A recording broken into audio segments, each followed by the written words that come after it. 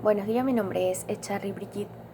En este caso vine a realizar la actividad número 2 planteada por el profesor Jonathan Tovar, la cual nos hace referencia a los sujetos procesales. Antes que nada, sería interesante saber qué significa el proceso en lo jurídico, porque el derecho sin el proceso no podría alcanzar su finalidad.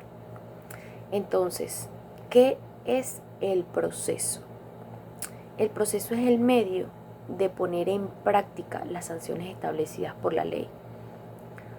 Cuando esta dice que quien roba debe ir a la cárcel o quien mata debe sufrir la misma suerte, se habla de que la ley es aquel juicio de valor en torno a un posible, al cumplimiento de una promesa que accede a ella, exige otro juicio para saber cómo están en realidad las cosas y después, si el hecho es tal y como resulta el juicio, es o no es aquel que la ley ha previsto. Entonces, la ley es lo que conocemos precisamente como derecho. Toda nación, todo estado, todo país debe tener y debe tener el deber de emanar derecho en todos sus ámbitos, ya que es lo único que nos puede distinguir entre lo bueno y lo malo. Las reglas que debemos cumplir, así como también todo aquello que debemos exigir. Por ejemplo, el derecho a la vida, el derecho a la protección hacia nuestra integridad, que es uno de los más importantes. Sin el derecho no existiría absolutamente nada. Todo sería un caos donde viéramos la ley del más fuerte.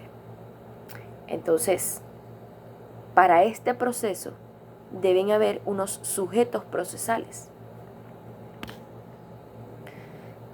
¿Qué son los sujetos procesales?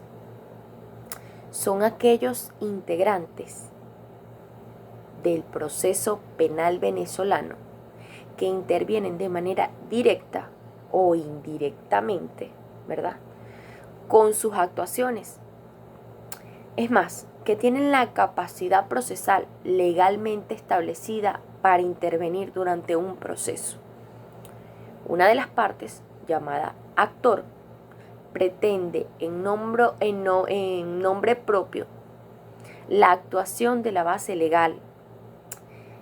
Esta es la víctima, pues. Y la otra parte, llamada acusado o victimario, es al cual se le exige el cumplimiento de una obligación, que ejecute un acto, que aclare una situación incierta.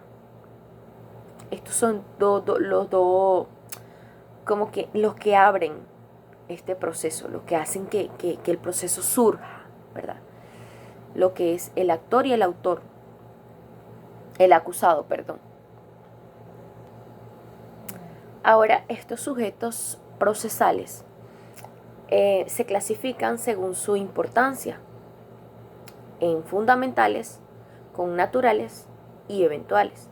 Es decir, son sujetos procesales las partes, actor y demandado, como lo expliqué ahorita, el juez, los auxiliares, los peritos, los interventores, los martilleros, los fiscales, los órganos policiales. Pero yo explicaré en este aspecto, para no hacer la exposición muy extensa, los principales. Comenzaré hablando de los tribunales. En este caso, el artículo 105 nos habla de la organización de los circuitos judiciales penales y explica que los tribunales penales se organizarán en dos instancias. Una primera instancia integrada por tribunales unipersonales y mixtos, y otra instancia de apelaciones integrada por los tribunales colegiados de jueces profesionales. Ahora bien, su organización y composición y por supuesto su funcionamiento se regirán por las disposiciones establecidas en el Código Orgánico Procesal Penal, por supuesto, y en las leyes orgánicas. Ahora proseguimos a hablar del Ministerio Público. El Ministerio Público es una institución totalmente autónoma. Promueve la persecución penal y dirige la investigación de los delitos de acción pública. Entonces, además, vela por el estricto cumplimiento de las leyes en el país. En el ejercicio de esa función, el Ministerio Público perseguirá la imparcialidad y con apego al principio de la legalidad. Por supuesto, siempre en los términos que establece la ley. Me gustaría hablar un poco de las atribuciones que tiene el Ministerio Público. Voy a nombrar la principal, que es dirigir la investigación de los hechos punibles y la actividad de los órganos de policía de investigaciones penales para establecer la identidad de sus autores y partícipes, y ordenar y supervisar las actuaciones de los órganos de la policía en lo que se refiere a la adquisición y conservación de los elementos de convicción, es decir, las pruebas. Ahora bien, proseguimos con lo que es el juez. El juez penal es el órgano del Estado encargado de resolver mediante la aplicación de la ley los conflictos de intereses que el Ministerio Público somete a su conocimiento con el propósito de preservar el orden social. Ahora, ¿cuál es la función específica del juez? Resolver el conflicto o contienda en el proceso penal. Es la persona que desde su punto de vista debe aplicar el principio de imparcialidad y decidir conforme a la regla de la sana crítica. Ser imparcial, ser crítico y ser específico. Eso es la función del juez. Ahora, los órganos policiales de investigación son las autoridades de la policía de investigaciones penales bajo la dirección del Ministerio Público, encargados de la práctica de las diligencias para determinar los hechos punibles e identificar sus autores y partícipes.